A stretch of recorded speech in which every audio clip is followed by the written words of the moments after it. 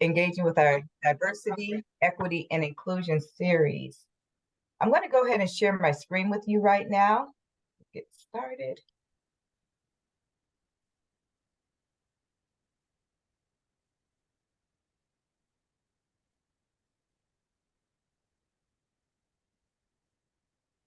Again, this is Best Star Region 5, engaging with our diversity, inclusion, and equity with Danielle Johnson.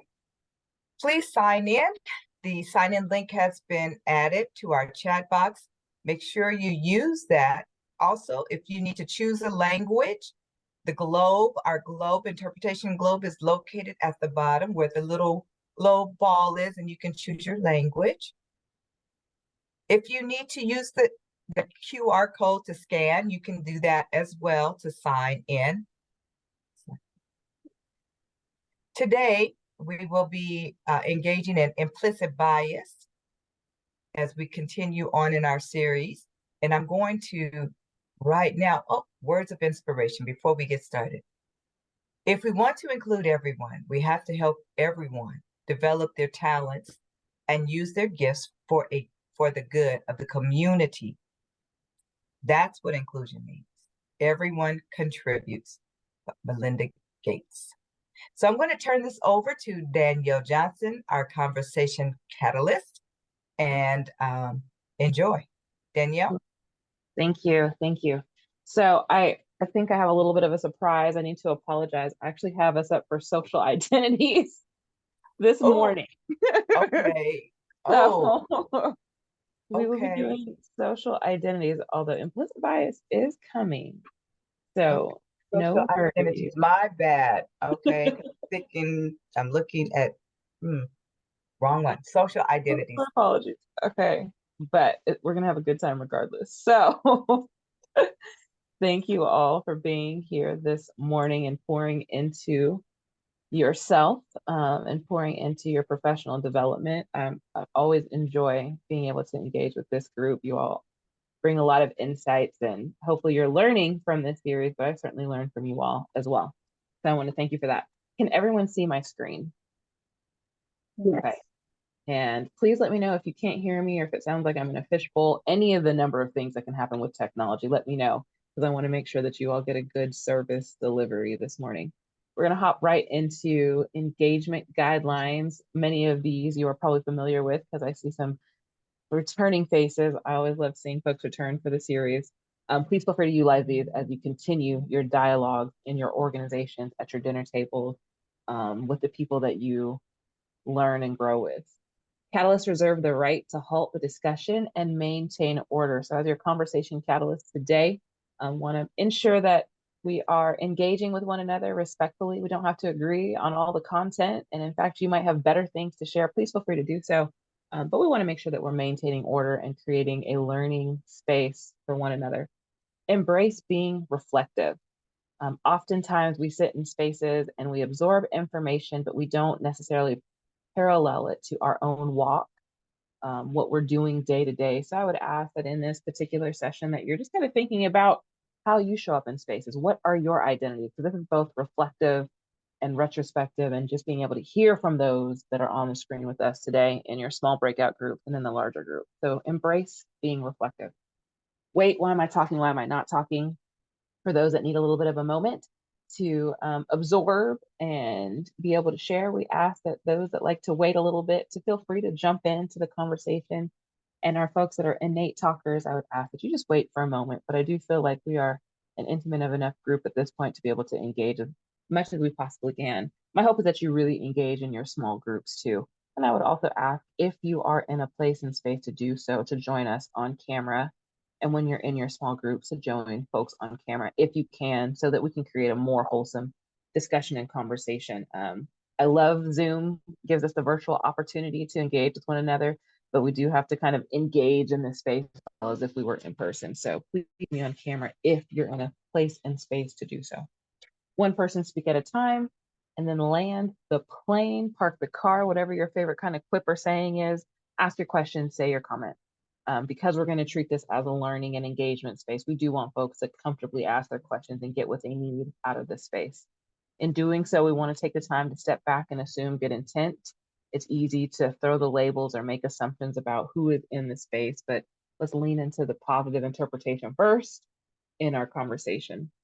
Freedom of speech is not freedom from consequence, though. We have a diverse group of people on the screen, different, coming from different spaces and places. And so it can be easy for us to say something out of place. Taking the time to apologize, learn, and changing the behavior goes a long way. So please be open to understanding that consequences do exist for the things that we say and do. Stories stay and lessons leave. We want to ensure that we are sharing our own stories and not the stories of others after today, but we can take the principles from one another that we learn. And then lean into discomfort with grace. Well, we all need a little bit of grace sometimes, right? So how do we give grace but also keep accountability? We need to have accountability as well, but leaning into a space of discomfort. And then continue the dialogue with others. I would like to suspect that there's a lot of the usual suspects in this space. You all probably frequent a number of DEI conversations, amongst other things that might make folks uncomfortable, short of those that have to be in a space, right?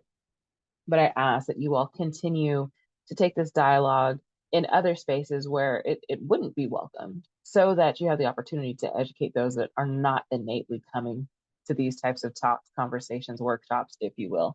And I know these are recorded as well. So for those that can't make it, feel free to expose them to the recording. Say, hey, what do you think about this? Or check this out on our YouTube channel, whatever that looks like. So continue the dialogue past today.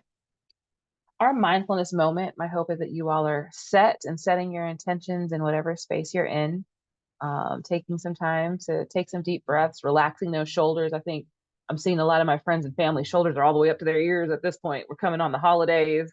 People are tired. People are running. If that's you, roll those shoulders, roll your neck, breathe, center yourself sometimes, right? Because we're walking around looking like, I don't know if it's Lurch or whoever it was from the Addams family. A lot of us, you can tell that stress is getting high. So how are we self-caring when we're in these trainings as well? Take care of yourself, please.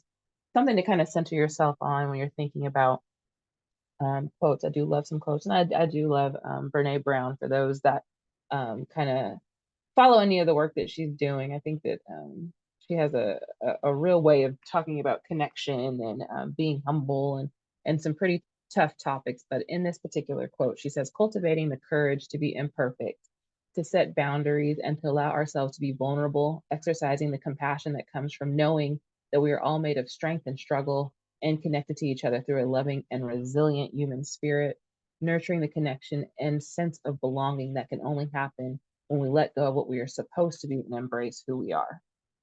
I like this particular quote because oftentimes we are running the rat race and we are showing up as how we think folks want us to show up, and oftentimes not being able to show up authentically.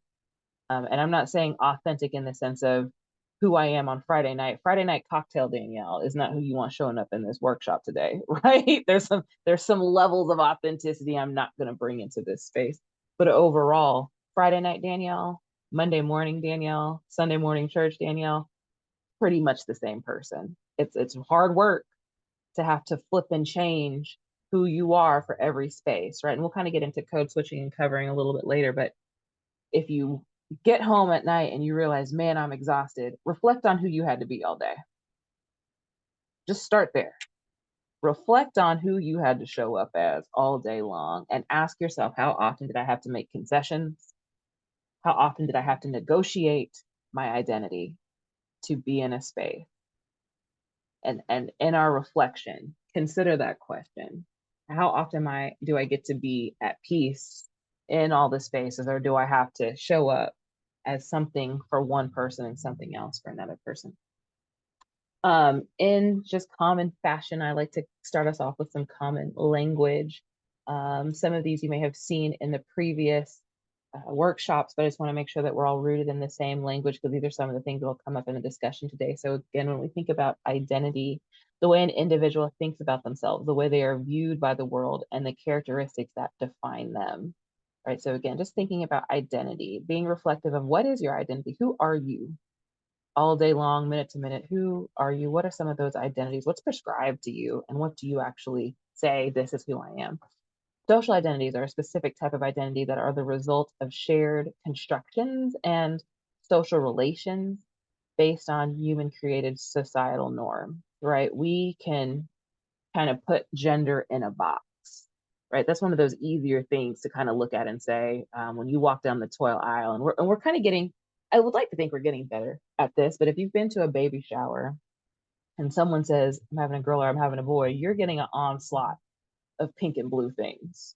Right? There's a societal norm, and I'm going to talk from the US context, right? Because globally, gender, sex and gender can show up differently. So from the US context, for the most part, we still know what toys go for girls, what toys go for boys, right? The nurturing Barbie doll, I don't even know if G.I. Joe is still a thing, but right, when we think about boy toys, Ninja Turtles, whatever, we kind of have a construct. We have a thought process of pink, blue, this is girly, this is manly, you do that, right? So we have a whole construct to show up in specific identities and spaces and who gets to be what, who does what, how much that person gets paid based on this particular identity, right? Intersectionality, the intersection or the intersected nature of social categorization, such as race, class, and gender, and they apply to given individuals or groups regarded as creating overlapping and interdependent systems of oftentimes discrimination or disadvantage when we think about how intersectionality can show up, right? Intersectionality just in general, Kimberly Crenshaw, love her work, take some time to read and review and get to know this incredible scholar. But just thinking about for yourself, all the identities in which you show up. So I think for me, I'm an executive director of an organization. I'm a mom, I'm a daughter, I'm a sister, I'm a caregiver, I'm a caretaker, I'm a mentor, I'm a mentee, I'm a woman of color, I'm a Black woman, I'm a Filipino woman, I'm a biracial woman, right? All of these things that make you who you are. And for some folks, they understand the saliency of that identity. For some folks, they don't think about identity. And oftentimes, when you're in a majority, or if you're a part of a majority, you don't have to think about, I'm odd person out.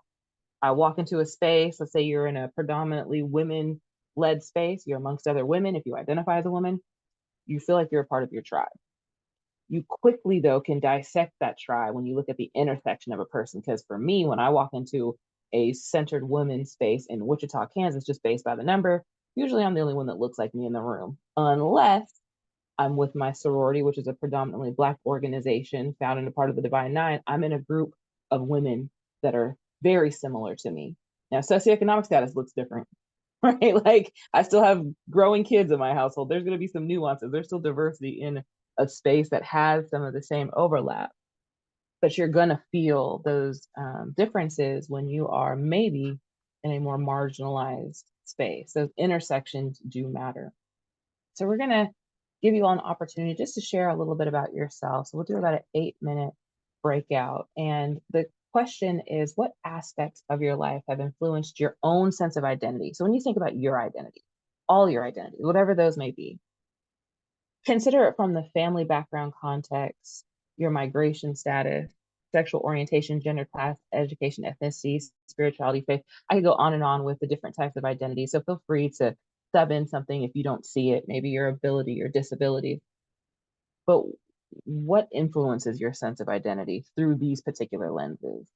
And then if you can identify maybe one person that would be willing to share, we're not going to hear from everyone, but I do like to be able to get a little bit of insight in the conversations that you all had. Please just be mindful. And if you can join folks on camera and engage, that would be great. It creates a more wholesome opportunity for folks so they're not just sitting by themselves as you might be driving this morning to your next location. So let's take some time to engage with one another in your breakouts.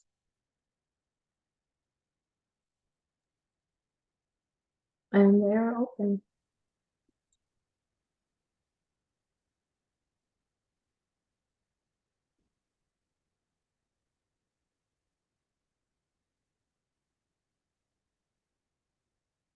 Thank you, thank you, thank you. Steph, do I stop recording right now or until the very end?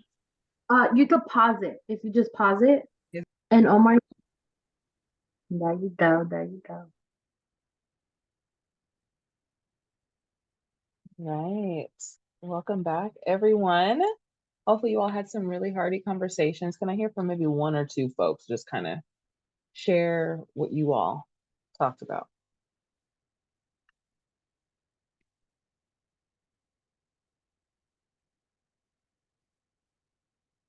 I can just get one evangelist.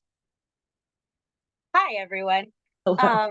In our breakout group, just a common element was the fact that we're all first generation Americans and we come from parents of Mexican descent. So that's really kind of like colored our identity. So we all have like that big element, college graduates, whether that's like first in our family or first female in our family. Those are definitely things that kind of like influenced our sense of self. Thank you for that. So a couple of first generations, right? Be it to be a child of an immigrant growing up in this community, first generation college student, and what that means, navigating a school system, navigating systems as a first generation is a big deal. Thank you for that. One other person. I can go. Thank you.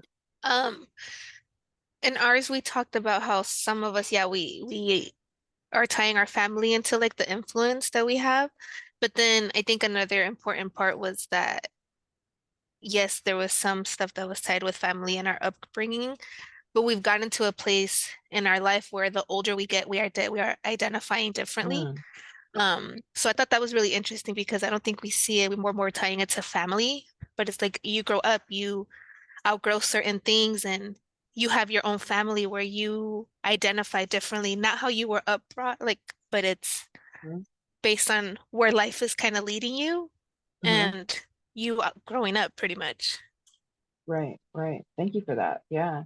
So even just contextually, how your own identity changes from being in a household or being in a space with your family, whatever family looks like for you, and then starting your own or where you are in your trajectory today and how those parallel differently. Thank you for that. Or maybe the same, right? I think the older I get, the more I'm like becoming some of my parents, particularly my dad, things that I absolutely thought I would never say or do. I'm very much embodying in my own household. So as I kind of continue on and we think about, again, social identities and what that is, and for those that have come at earlier pieces, I kind of covered this in our 101 when we kind of tease each kind of topic that's upcoming for our series. So a friendly reminder for those that have seen this, but something introductory to those who have not.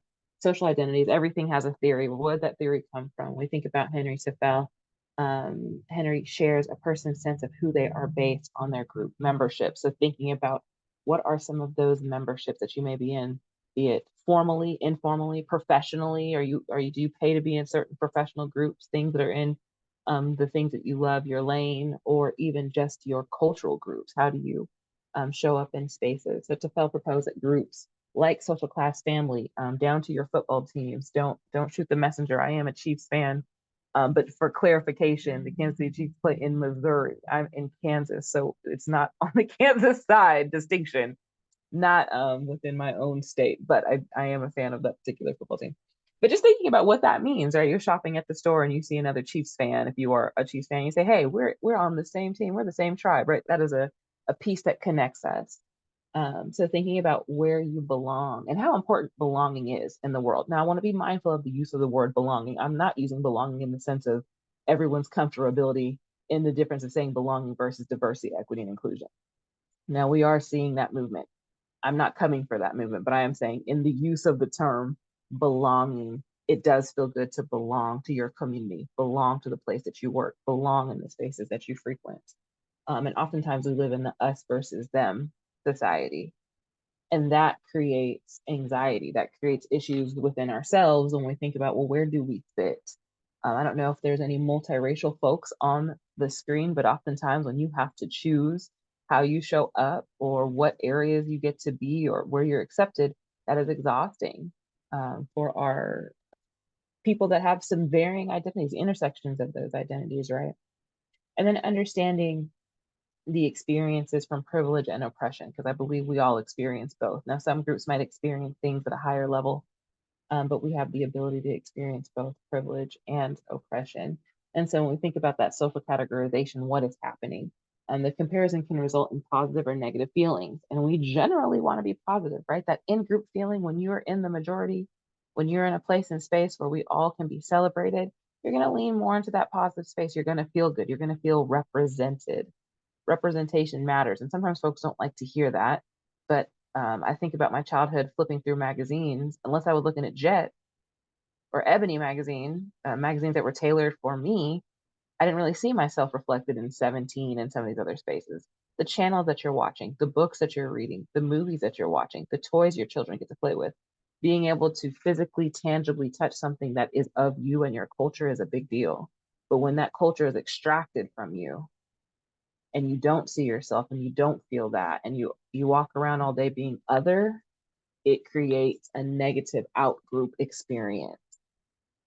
Being chosen last, not being chosen at all, not being a part goes a long way in our psyche. And we hold on to those things. Things that happen in your childhood create adult traumas. And we continue to experience those traumas as we are in spaces where we're the only, no matter how you identify. And then just social comparison. When you see a norm, a majority norm, and you're not a part of that majority norm, how that plays into how you see yourself, be it beauty standards, size standards, cultural garb, how that shows up, what's professional in your realm, and if you don't look like what professional is set up in your realm, can create these issues. So we think about that social categorization. It's important for us to have opportunities where we are with like-minded individuals, where we are with people that are like us. It creates a comfortability, but how often are we walking in spaces of everyone is the same or very similar? And how often are you intentionally placing yourself in other communities, other organizations, other structures, other places of worship? This continues to be said, right? That saying that one of the most segregated times of the week is Sunday morning at your church. For those that worship, maybe, if you're not in a multicultural church setting, you're probably worshiping with people that look just like you. Nothing innately wrong with that.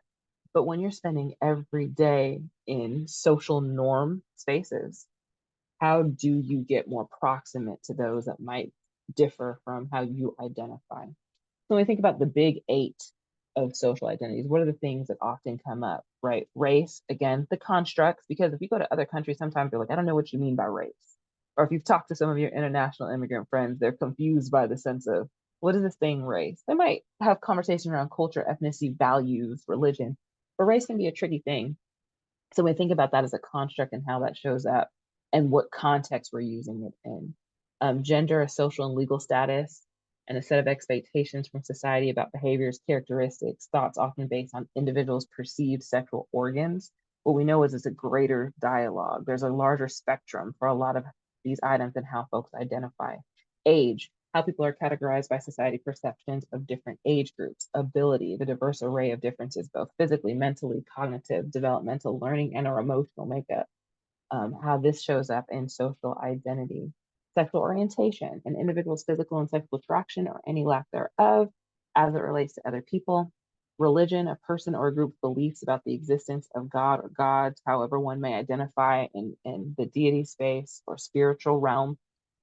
Immigration status, the way in which a person is presented in the United States, and there's an ongoing conversation about immigration status, and even the words that we use to have this conversation, how oftentimes the immigration conversation is a very weaponized conversation, and who the face of this conversation oftentimes is. And so I'm being mindful of how that social identity shows up in discussions and work and policy. Class, the social standing of an individual or group determined by a combination of education, income, and occupation.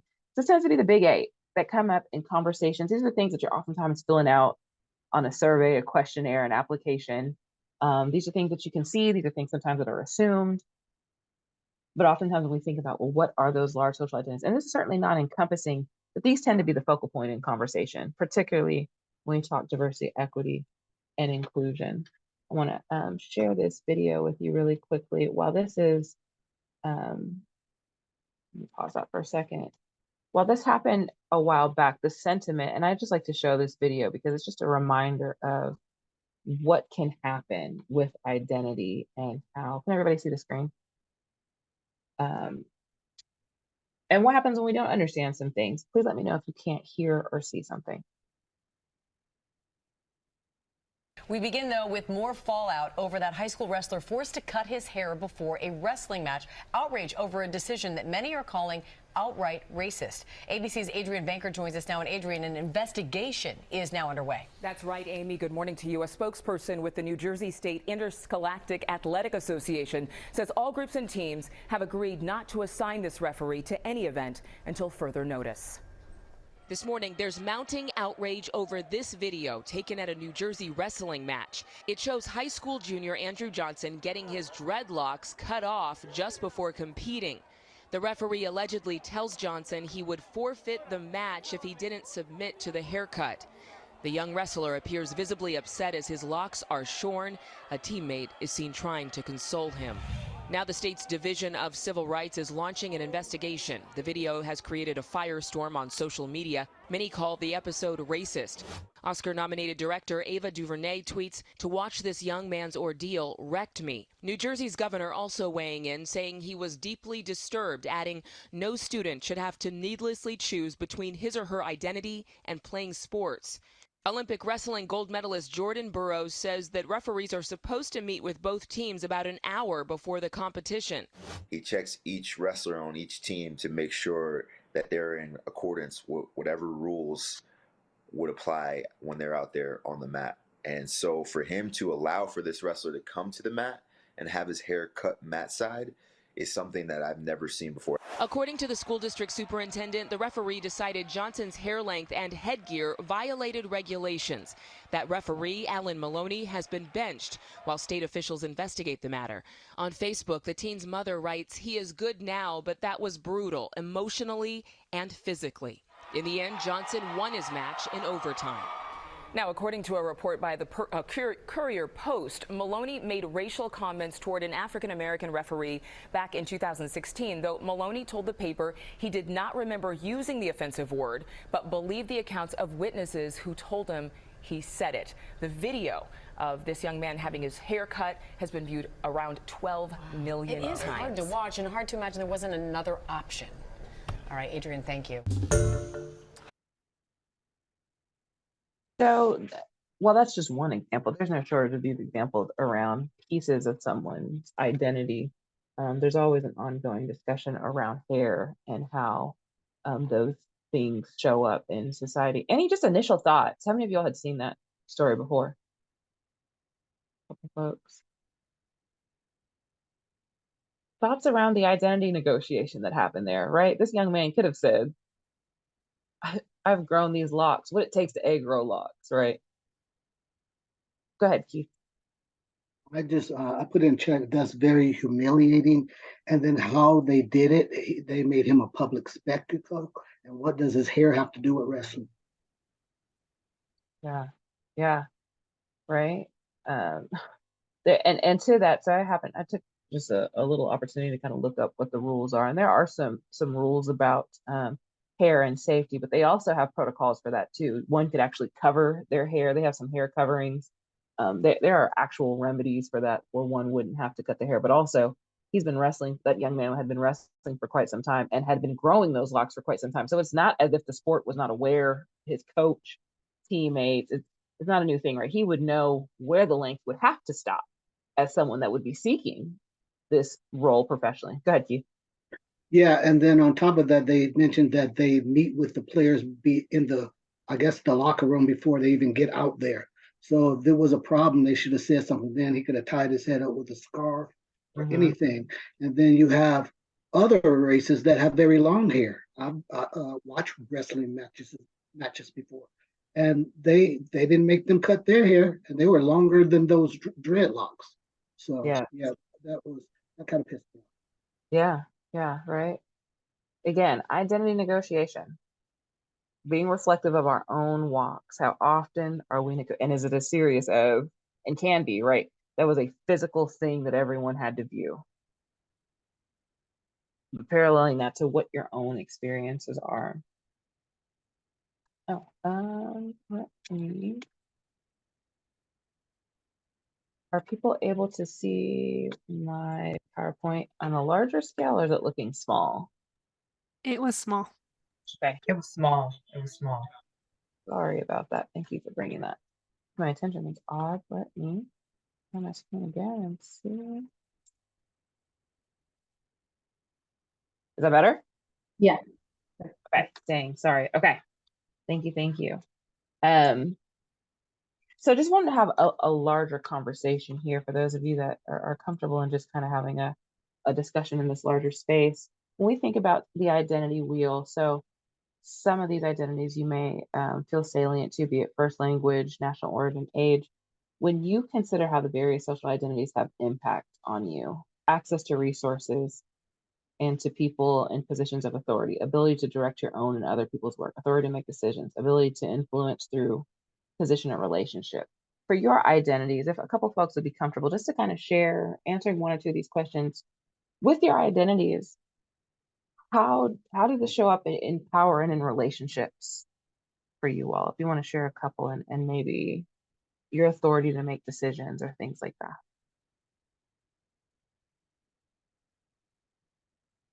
Larger conversation when you think about your identities and these particular questions.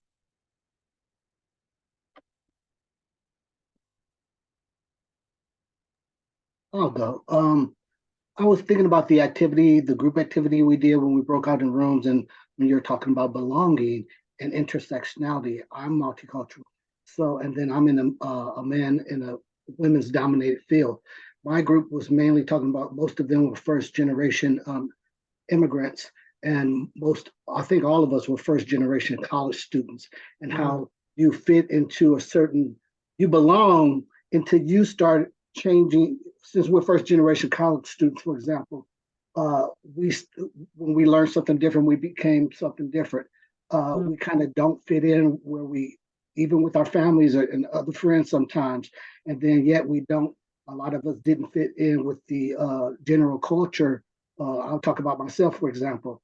Sometimes I feel that although you hired me, whoever, I'm not talking about this company, I'm talking about in general throughout my whole career. I've been working since I was 9. But that sometimes, no matter how much education you have, how much experience you have, how effective you are in your career, you're still kind of, people try to put you where they think your place is, if that makes any sense. And it's hard. It's a hard road because I fight very hard to keep my sense of self, because I don't want to lose who I am, because I have to go to bed and sleep with myself at night and have my own thoughts. And not that I'm not flexible, I'm very flexible. I'm very open to different ideals and different, I just like different experiences, period. I used to move every 2 years when I first graduated, so I get a rounded education and know the world a little bit better. But sometimes, no matter how hard, and I don't even think I'll be trying, I'm just being me and trying to, I'm open arms to pretty much everywhere I go and people, until you give me a reason to close up.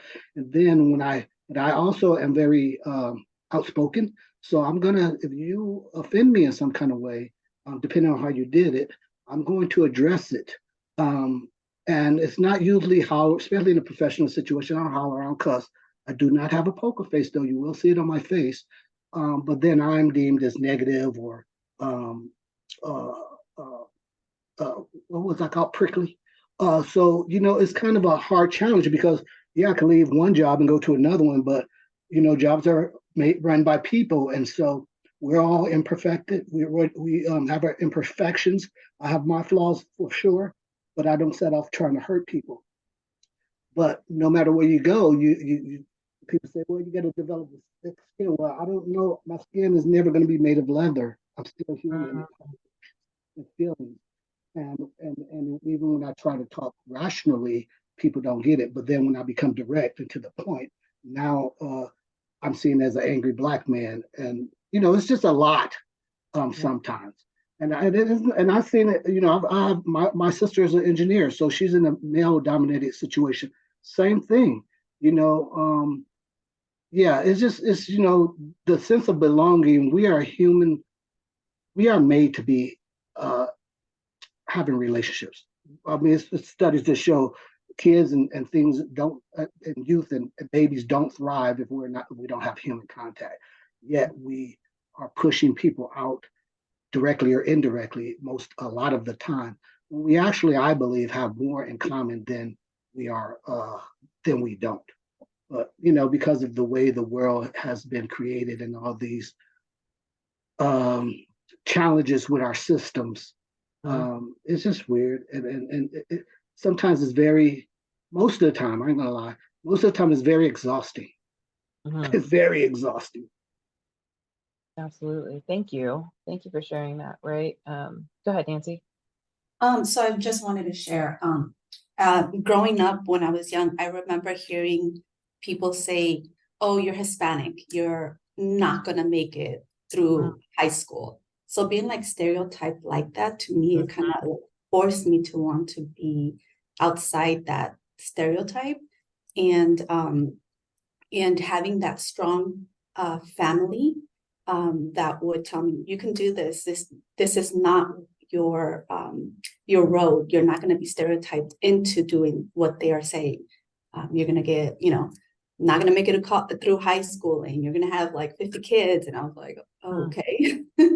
So that to me was like my encouragement and my will to change that about me. Thank you for that, Nancy. Yeah, the things that folks put on you and your cultural identity or identities based on their own stereotypes, right? And we live that, and we do it too, right? I have to be mindful when I'm walking in spaces and rooms before I make the assumption about someone. How do I unpack and understand that person's values, culture, what they're bringing to a table? Because it's so easy, right? Our mind is set up to say, snap judge for your safety. I want to make sure that I'm taking care of you. But sometimes we have to question the things that pop into our head. Where did that come from? Where is the stereotype coming from? Where is this bias? Why am I fearful all of a sudden when this person walks into the room? Why am I clutching my purse? Why am I moving to the side, right? And some of those things are valid safety responses. I don't want us to not trust our bodies and our thought process, but sometimes we got to double, triple check. Why are we doing something? Was it a traumatic response? Is it a bias response? Is it a stereotype? Is it a legitimate fear? Those are things we have to ask ourselves. And then understanding what ultimate authority we have. I was in a discussion not too long ago about the very thing of becoming educated and what that means, like be it formally or whatever it is. You're coming back with these experiences, having went off to college, and then you're coming home in a space where maybe again with that first generation experience, you have a totally different experience, and now they're like, you're not who you were, or now you think you're better than, or oh, you're smarter than us now, so we're not as good as you. And understanding that you're speaking to loss. They feel like there's a loss in you because you went off and did something different. So how do you bridge that conversation and help family and friends and those that maybe didn't get to go with you on that experience, you didn't have that experience, understand that I've grown in my educational walk, but it's still me. And this is the person that you still know and love. But how do we support? And then how do we say, come along? Or how do I get you engaged? But oftentimes it's that disconnect. And it makes you feel lost because you grew up with a pack of people. Now you have a different pack of people. But then because of identities, you also don't fit in this space either because it was only you on the campus and in the classroom. Unless you went to a historically Black college or university or a Hispanic serving institution or whatever that may be. Oftentimes we're navigating spaces that are different. So thinking about just that intersectionality, because we're never just one thing. There's another video I just want to share with you again, just thinking about how identities intersect and how we show up and how we see ourselves. Again, please let me know if something's small, can't hear it, or is not working. Sure, the closed captioning.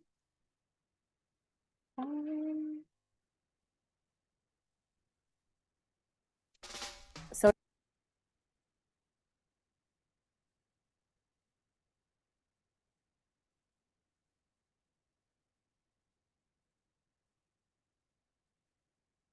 Sonia Ginasaka, migrant queer poet, culture organizer. Race and gender, race and immigration status, race and sexuality. Everything and every way that I'm negotiating my space and the way that I'm accessing space is in relation to how the United States of America is seeing me as this brown woman, as this foreign, as this migrant, as this person with an accent, as this person who's perceived femme or woman. I can come up here and identify as a white woman, but that is not the reality. In migrant spaces, we're fighting for immigration rights, getting that DREAM Act or getting that, CIR. Don't talk about, your reproductive rights, or don't talk about your queerness. Doesn't even take into consideration economic class, doesn't take into consideration how very English-centered it is. How are we fighting for immigration rights and most of your pamphlets are in English? Like, that doesn't make sense. And then in queer spaces, there's been the neglect to, to acknowledge immigration or even, undocumented status. And then in a general sense, my identity and as an artist and a poet, that is always erased in many spaces. We're always doing reactionary work and we're always doing, fighting against this or fighting against something. But when it comes to artists, we are always left behind. That's one of the reasons many of us burn out, because there's no recognizing all of our identities and showing up as whole beings and showing up as complicated individuals. In this country, what I've noticed is immigration reform has always been about the access to whiteness. Example, we have two borders. Which border is racialized? Which border is more militarized? Which border exists within racial coded language? That's usually the Mexican border, right? And there's this myth of that there's a border right with Canada. Many movements that are advocating for undocumented communities, they're always leaving out Black migrants. Look at all the campaigns, look at even the posters. There's one sort of depiction of immigration and migrants that is very coded under who is now deemed acceptable to kind of uplift white supremacy or whiteness or a certain identity of citizenship in this country. So, and that's many brown communities. I mean, there's the reason why there's anti-Blackness within migrant spaces and non-Black people of color spaces.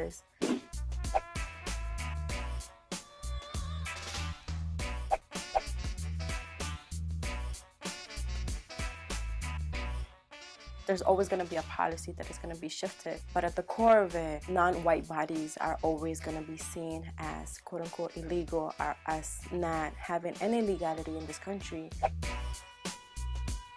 All of my identities are intertwined. I think that having to negotiate with any of them is not gonna take us anywhere to the journey of liberation or radicalness or progressiveness that we are actually trying to do. If anything, is the erasure of what has led us here. Great. So again, I like to bring in different takes of topics, not to say that everyone might agree with that particular take, and would love to just hear initial thoughts about this video and what was shared.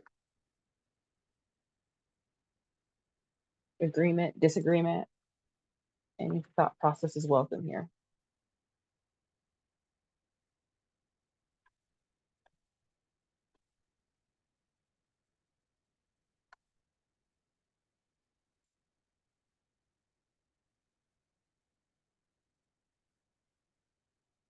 Again, any kind of thought on the video? I think what's important to raise in this space, and this is this person's particular identity, Sonia's particular identity, but just thinking about the spaces that we're working in and truly how does intersectionality come up. Sonia really used the varying identities in which they identify with to say, I'm a poet, I'm an artist, I'm working on immigration rights, I'm in this space and that space, yet being able to bring my whole self into this space is almost impossible because there's a super laser focus on one portion of said identity, or what identities can look like when we're talking about certain groups or rights. What could that look like? So I think also just being reflective of the work that you all are doing in the spaces that you're doing. How does someone get to show up, and are we addressing the intersections of people, or is it just kind of, this is a one-sided issue and we attack it from this one side? When we're bringing people together, how are we having those conversations? Is our material accessible? Right? If someone were to come in differently abled, could we bring them into this campaign? Could we support them?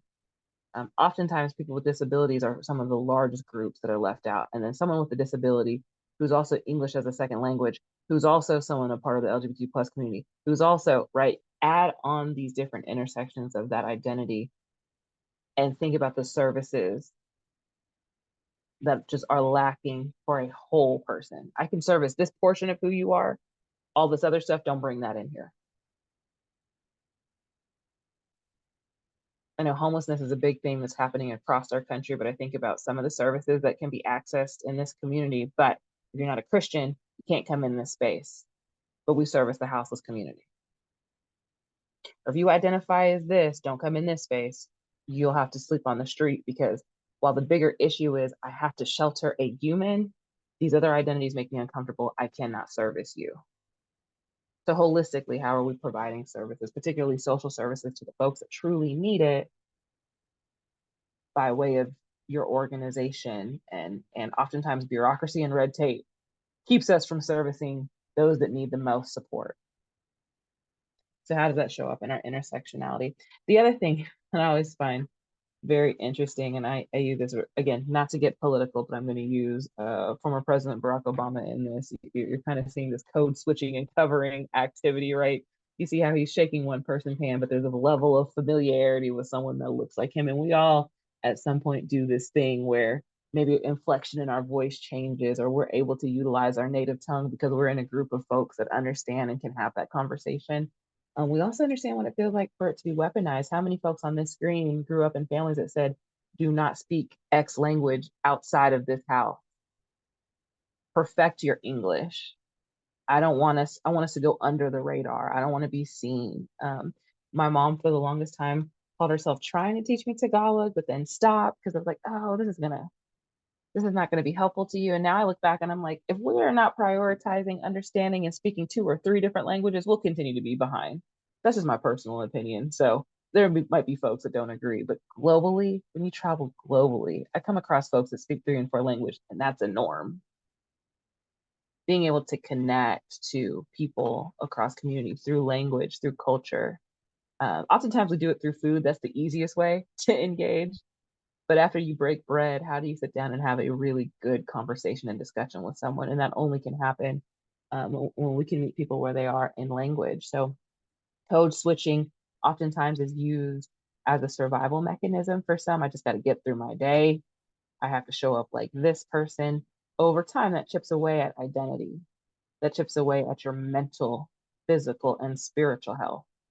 And it creates a heavy burden on how you get to show up every day. And you can't service community when you're only operating on 2% of you.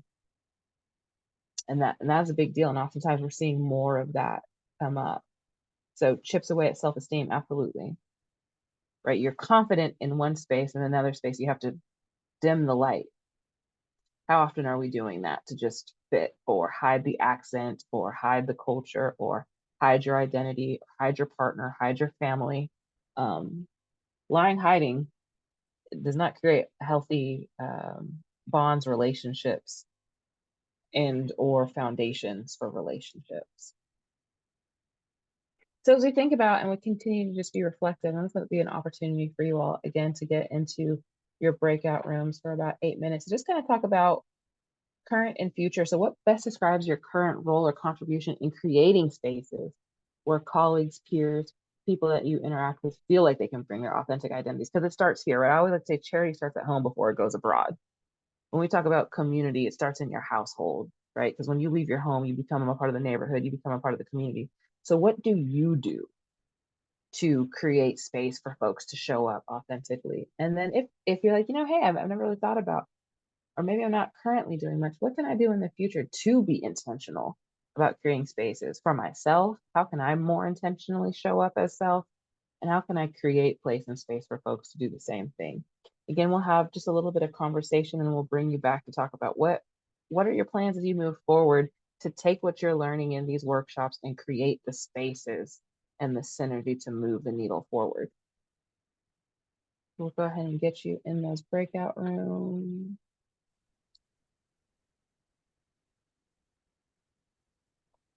All right.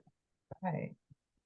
Welcome back, everyone. We're going to keep this going because we're going to come up against a time boundary, and I want to be respectful of you all's time. So I hope that you all were able to engage in some really good discussion as you think about what your role is currently, so what you have been doing and what you will be doing And then always that accountability piece. Who are you telling this goal to so they can help watch you as you watch yourself move this needle in your organizations, because it starts where we are most frequent to make those changes. So ending in, as always, some action steps for you to consider: bias mitigation, counteracting, and cultural humility is a staple in my presentation. So if you're like, why does she always talk about that? You will see it from here until I decide to no longer use this particular piece of an action step.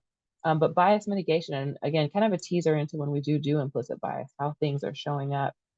Usually our biases affect our behaviors, right? And it shows up in institutions. Institutions are made up of people. Businesses are made up of people, and you can't extract those things. And some of those practices, when we think about systemic discrimination, systemic issues, comes from the people that create the policies, and those policies oftentimes come from ongoing behavior. So for example, many institutions adhere to certain practices that disadvantage a subset of the institution's members, such as holding, when we think about faculty meetings or meetings in general, drop the word faculty, meetings at a time where caregivers or parents are most likely to be picking up children at daycare, inadvertently or straight up discriminates against parents of those that have to pick up, or caregivers, right? So when I have to wake up for that 7:30 a.m. meeting, but I have to drop off at 7:30 a.m., create some issues. Now, in some places and spaces, that's just the best time. However, when we think about policies and practices, who is left out of being able to get to whatever the goal of the organization is when we create these time frames, when we create policies, practices, and procedures? How and who are we creating the policies for, and who does it inadvertently keep out, right? So thinking about schedules, established times, and how those biases may show up in institutions. And what is our responsibility if we are the folks making those policies or reviewing them? How do we mitigate those policies? Oftentimes it's reviewing what you have. When we think about women in the workplace, so again, identities or people in the workplace in childbearing age, or traditions that are happening. Do we have lactating spaces? Spaces for people to pump, places for people to safely store milk, places for people to appropriately pray, places for the global society that's working in our walls. Now, I also understand resources. Oftentimes we're strapped for resources, so we also want to be accountable for what we can do and provide. But are we engaging with our community members? Are we engaging with our fellow staff members to see, well, what is the need? And when it's budget time, what are we willing to sacrifice to ensure that there's comforts for those that we work alongside? Oftentimes when we say, well, we don't have it, well, where do we look? What are we prioritizing? Mission, vision, and values. How do we pour into people? And particularly as nonprofits, we are good at saying, oh, nonprofit people don't need professional development. No, you do need development. You do need training, right? We're cash strapped, but how do we pour into our people? Because the people are the mission and vision too. We have a product that we have to pump into, be it youth, children, housing, adults, young people, whatever that is, but it's the people that move that forward too. So how do we take care of our people in the process of policy, resources, and our institutional missions and visions? Counteracting positive mental health and well-being is a sense of belonging, and it strongly influences the inclusive approach to identity, right? I talked about all the negatives that happen to us when we're othered, pushed out, marginalized, having to code switch and cover. But when we get positive mental health and well-being in the conversation of sense of belonging, as we talk to our employers or our boards and our organizations, those that hold the resource in the purse strings, how are we intentional about the health and well-being of the folks working in our institution? And how do we tie that to, if we want to ensure that we're able to have a retained labor market? People are looking for places and spaces to belong. They're looking for authenticity. They're looking for development. They're looking for relationship and rapport. As you think about your organization and you are really taking an inventory of what you provide or don't provide, how do you create space for authenticity, respect, individual, and collective impact within the walls of your organization? It happens there first before you service the community. A person or community's identity is multifaceted, right? We're working with folks that may not be able to see or hear, but they need access. How are they accessing your opportunities? What are your websites providing? Right? How can I easily find something? What are the text messages going out? What are the emails? How are you ensuring that you're able to work alongside communities, understanding the multifacetedness of a community member, right? There's not just one identity at play. There are multifaceted social identities within our communities. And our identities are dynamic. They're influenced by social and historical context. History does matter, folks, whether we like it or not, whether we want to erase it or not. Understanding why every time you step into a particular community and they don't want you there, you should probably dig into, why can't I show up here? Or maybe I'm not the right person. Someone that looks like them may need to go in there. Someone that speaks the language may need to be the face of this particular campaign. Someone that understands what's going on, the history, the hurt, the trauma that may be there. It is important to understand those things contextually before we go in.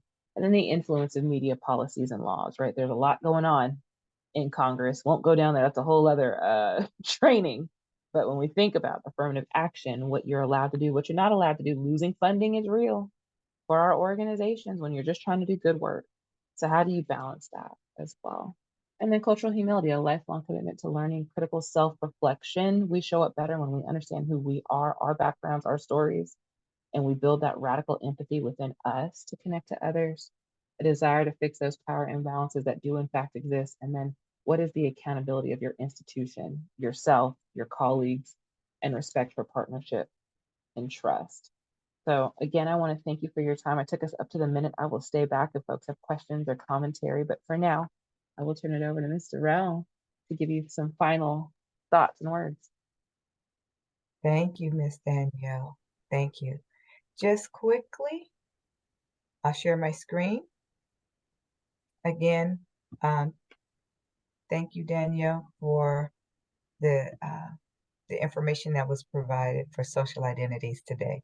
If you have not signed in, you can use our QR code. You can go ahead and sign in. Next week, we will be reflecting on implicit bias. Am I on point now, Danielle? Yes, I got it. All right. So our next meeting will be November the 8th. We will be addressing implicit bias. Thank you for showing up this morning. We appreciate you, and we will see you in 2 weeks. If you have any questions for Danielle, feel free to stand back and ask those questions. If not, have a great day, and we will see you. Have a great weekend, and we'll see you in 2 weeks. Bye, everybody. Thank you.